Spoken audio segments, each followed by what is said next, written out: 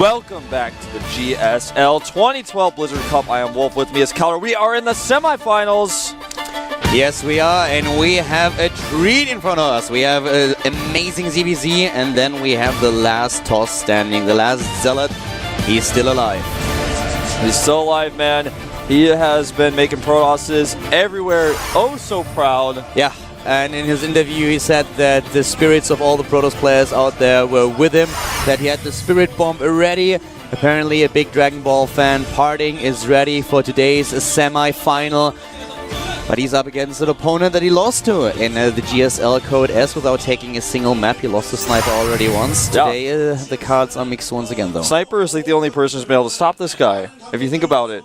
Yeah. In all the tournaments he's played in the last month, nobody has stopped him except Sniper, basically. Parting is on a roll, especially with his PVZ. He was able to beat Violet in a nail-biting series yesterday that lacked a little bit of pathogen glands in game number 5. Yeah, but we had a lot of Mothership to make up for that. Mothership, I don't want to say Mothership rush, but a very early one on Entombed Valley with a strategy that nobody really expected. It was a timing attack with a Mothership that no one's really ever seen before. Yeah, exactly. And he hit it well and completely surprised Violet there. The last map, on the other hand, as Wolf already mentioned, lacked pathogen glands just a tiny little bit, and Violet realized that the second before he typed GG, he realized something is wrong here. Yeah, he started it, put it on the production tab for us to see. It was actually a little bit sad to watch his defeat there. You could see how frustrated he was in the camera shot. It was a little bit heartbreaking, but a very entertaining series nonetheless. Parting was the hero, but now we have, of course, once again another ZVZ, because the other story of yesterday was Life taking down DRG. And while we guys have, well, for you guys, we have everything prepared. Yeah, you can see the overview. We had very close series. Not only were the games close, but the scores were as well. 3-2. Life and Parting did advance, and that's why we're going to see them play against Leenock and Sniper, the two players who were able to get first place in their groups to go straight to the semifinals. Life with a 3-2 over DRG after a 2-0 lead. DRG took 2 games and was very close to defeating Life, but the StarTale player closed the series, advanced, and is now facing Leenock. Yeah, Leenock, man, this guy has won so much. He's one of the youngest players. Everybody remembers his game against Clyde on Jungle Base, and he's come so far since then. He has not yet been able to get his GSL title. And you know, this isn't really a Code S tournament, but he's playing against Code S champions, so it basically gives him the same amount of joy, I think, knowing that he's made it all the way to the round of 4 here. This is an amazing series that we have in front of us, and those players, they are so incredibly good that it's just, it's amazing. Right now we have our ZVZ starting first with Antigua Shipyard being map number 1. Leenock won his group. In Group A, he placed before Parting and DRG, therefore he got a spot right in the semifinals. And Life, on the other hand, he placed second in Group B after Sniper, and therefore we now have him up against Leenock in another Zerg vs. Zerg series after the young StarTale player was yesterday able to defeat the final boss of Team MVP. Here are our maps, by the way. You can see that this time both players have played ZVZs on every single map. You can see there's a few maps that they haven't played too often on. Belshire Vestige, only 1 map played for both players. And you know, today I expect it to be a little bit different. Yesterday we saw both players heading into the late game ZVZ time after time. Today, on the other hand, Leenock is a player who really loves an early pool. The same was true for DRG before he started into the round of 6. We saw him in the games against Leenock with a 10 pool with gas. But Leenock is just a player that has so many different strategies that he can use. And in a lot of the mirror match that he played in the last 2 weeks, he used an early pool and tried to be the aggressor. I feel that's something that we're going to see today. Yeah. I think we'll see it. I mean, in a best of 5, you'll probably see one of those at least once in the series with so many different strategies possible. There are certain maps, like 2-player maps, that you see it on more often. For example, you know, you probably won't see it on Whirlwind, but for the same reason that you probably won't see it on Whirlwind, it's really surprising if someone goes for an early pool there, so that might catch somebody off guard a little bit. And we are getting ready for game number 1. Leenock to the left, the Leenocktopus. Just look at these results for him. He was able to win against Hero, to win against Parting. He won against MVP. The only loss against the Zerg player. He's chatting with me right now in the chat. He just typed knock in all caps, so I typed Noctopus, and he replied to me, no, Leenock King. He wants to be the king. Please, not another Unit King. Stay with the Leenocktopus, my friend. That is what you're known for. Oh, there he is, though, in the booth, just messing around with Life. They're making a lot of jokes. Life claims he thinks he's going to take it 3-0, and Leenock says, listen, if it's a 3-0, that's no fun. Earlier was quite funny. Squirtle defeated FXO kind of single-handedly in the IPTL, so I joked with Choya a little bit and made a bit of fun of him, and Leenock just got his makeup done. He was like, how are you bad manner today? So, yeah, we joked around a little bit. He's in high spirits, but so is Life, the guy who is always cheery. I've never seen him sad once. And just look at those results that he achieved in Group B. Yep. They both are just in a good mood right now, actually, just joking around the chat. I mean, considering that everything's on the line here, it's good to see two young Zerg players just very calmly and collectively sitting in the booth, just joking around with each other. Yeah. Life finishing second in his group, behind Sniper, and now he is up against Leenock, another CBZ at the Blizzard Cup 2012. These two guys, they are two of the best Zerg players that we have in the world right now. Two very young players, and Antigua Shipyard being the first map today in our best of 5 in the round of 4. This is getting pretty tense, man. Zerg versus Zerg, Antigua Shipyard. This sets the pace for the best of 5. It's time for game number 1 at the GSL 2012 Blizzard Cup. Outer Rumble. Are you ready for this? You're never gonna get help.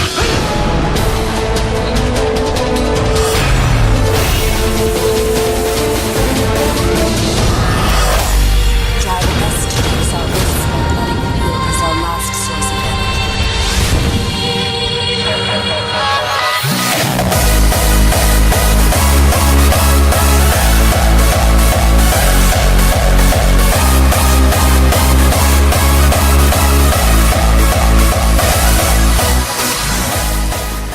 We are good to go. Zerg versus Zerg, and the game is live. Starting to the left side of the map, we have the FXO player. It is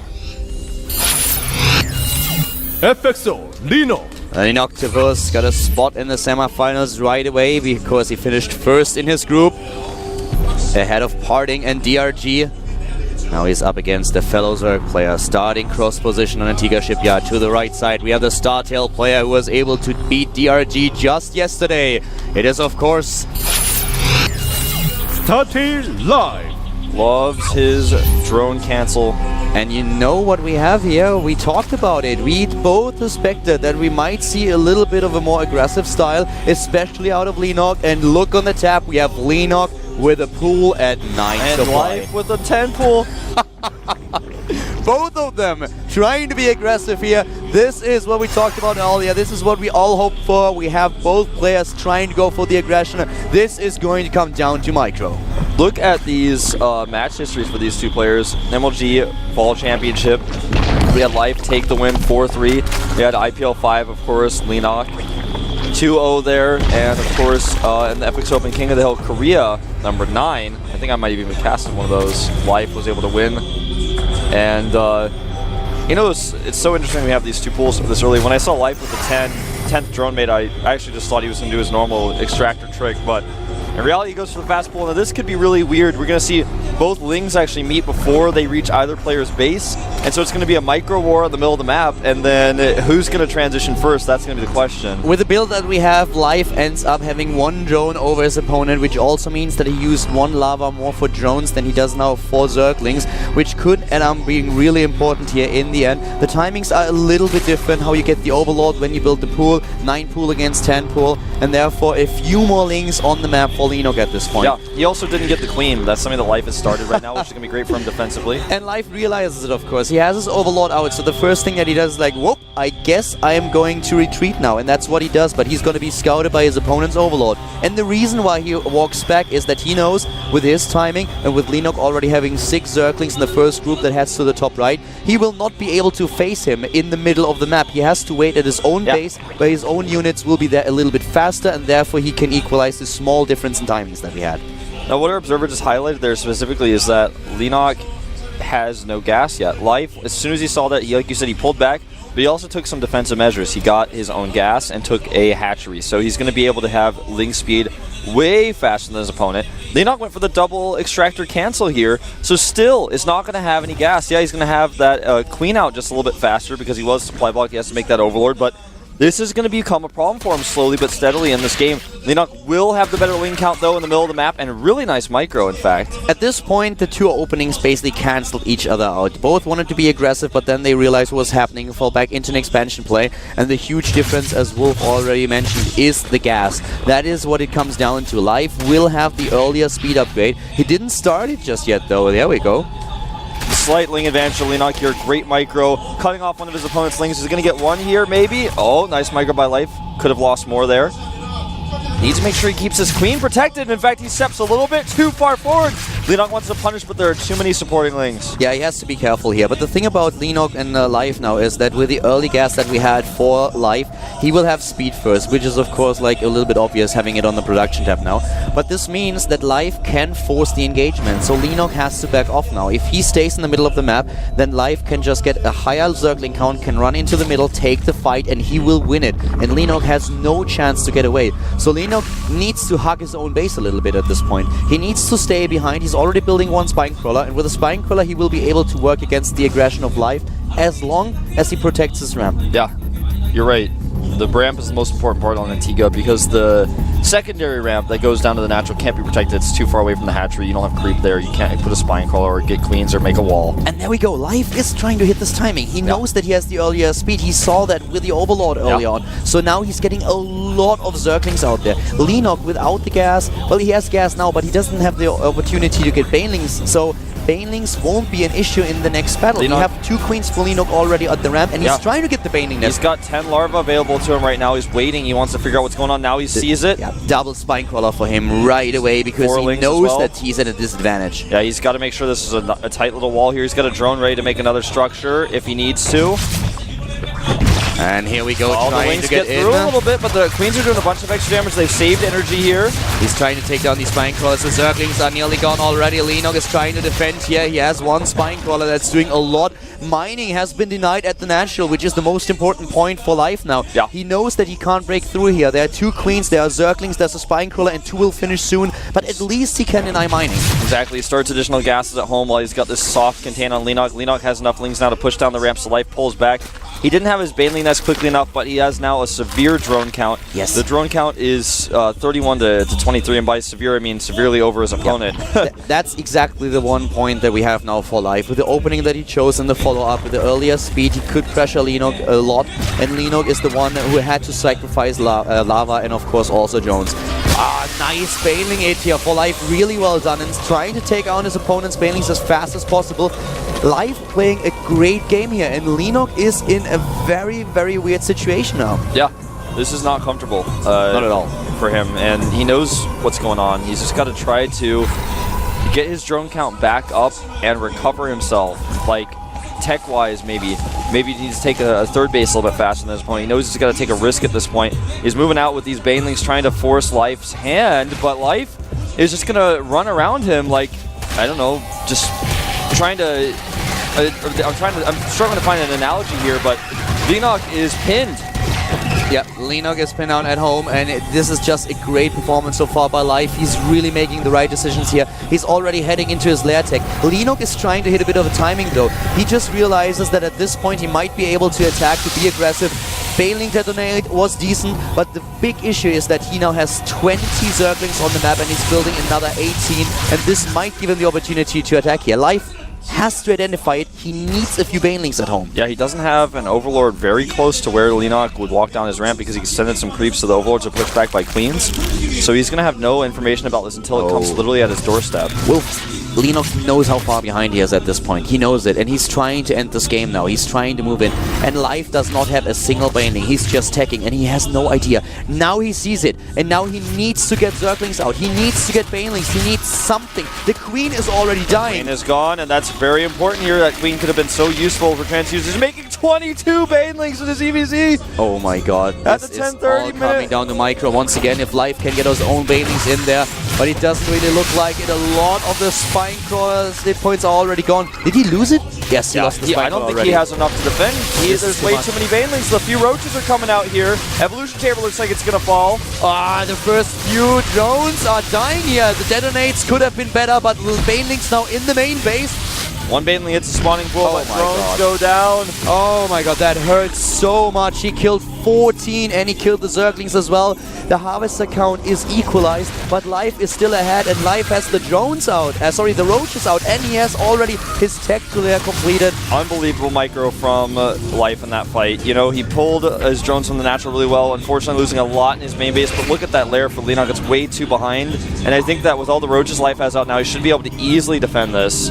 It's really a big problem for him. Right now, this is Leenock just struggling to survive. Life lost a lot of Harvesters, but he was so far ahead in the Harvester count that it didn't really matter. Yeah. Now he has the much bigger army. He's looking at 46 army supply against 14, and he is walking across the map with the roaches. And Leenock, he has a few spine crawlers, but I don't think that he has enough of them. Oh wow, but this run by could be a big problem. Yeah, he doesn't have any defensive banelings at home. It looks like he's going to go straight for Harvesters, but Life is not turning around. He's actually going to go for the kill. A few Lings pop out. The Queen's going to help here as well. And here come the roaches. The question is, how much damage can Life deal with this? He's going in. Leenock still has a few Zerglings in the top of his opponent's base, but it doesn't look like Leenock can hold too much down. Yeah. This is brutal. The last of the roaches fall defensively here for Leenock. Roach speed is out for Life, and he's using it, chasing down those roaches. The Baneling, that looks like it will fall as well. The drones come off the line. He's desperate here. Leenock is going to lose this game, not for a miracle, and there it is. GG. Game over. The first win goes to Life with good decision making in game number 1. Very well played. Leenock's aggression did not pay off. Both of them trying to be the aggressor, the initiator in this game, but Life making the better decisions, getting the better economy early on. A fast attack, and Leenock's attack did damage, but just simply not enough. Yeah, not enough damage. The splits were really good, and he had enough defensive roaches eventually to come out. We had a few weird Baneling detonations. He hit one Baneling on the spawning pool, for example. These little things really started to add up when he was defending. Life was able to counterattack, and I like his choice to not turn around because that's exactly what Leenock wanted him to do. Can't. Yeah. At this point, he has so many roaches that he knows exactly if he hits before Leenock has enough spine crawlers on the map, he can take the game. And he knew that with the units that he was building at home, he should be able to defend. He would definitely lose a few drones, but at this point, it was just much more important to take Leenock down, and that's what he did. Yeah. So that's how things closed up in game number 1. Just pretty straightforward, getting an early lead with that speed, running with it, and then when Leenock got behind in tech, he realized exactly how to approach the situation. He knew, okay, if I make a bunch of Banelings, maybe I can break through and kill him, but the roach count for Life just barely able to hold him there. Getting the gas here this early and therefore going straight into speed and then into the attack definitely gave him the edge. Leenock was trying to hit a bit more of timing when he realized, okay, I'm behind. If I try to catch up right now, it's going to be difficult for me. So just hit a timing with speed. A lot of Banelings, and he did damage, but the issue just was we already had the roaches in the game. We had a lot of Banelings for Life as well in the end, and it was just a bit too much for Leenock to handle. Early lead for Life, but we still have at least 2 more maps to go, and Leenock has a plan, I'm sure, for Abyssal City, our second map here in the ZVZ. Tough map for his third base, good map for Mutas, I feel, in ZVZ. If it comes to that, both players starting very aggressively with early pools last game, we might not see a third base in this map. Yeah, Leenock has, if he tries to do timing again as he did with the Banelings in the last one, he has to do a bit more damage. The next game is live in just a few seconds, guys. Abyssal City here at the Blizzard Cup 2012.